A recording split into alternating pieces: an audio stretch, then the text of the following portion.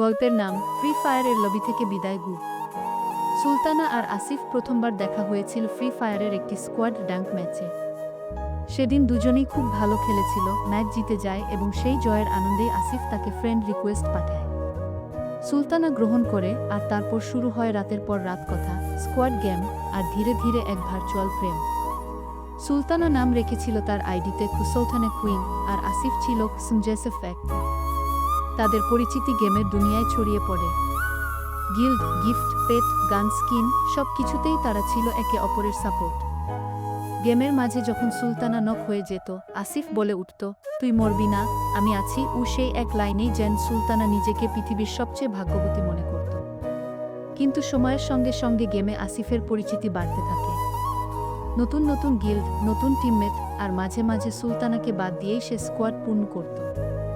সুলতানা প্রথমে কিছু বলতো না, ভাবত ব্যস্ত, কিন্তু পরে বুঝে যায় আসিফ আর আগের মতো নেই।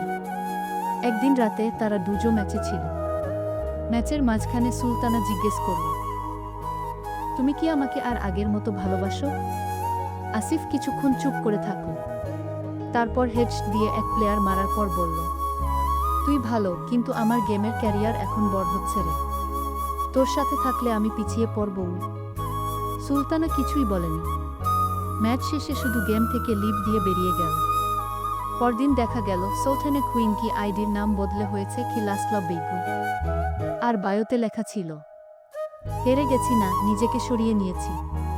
কারণ যার হাতে বন্দুক তার কাছে হৃদয় বাঁচে না।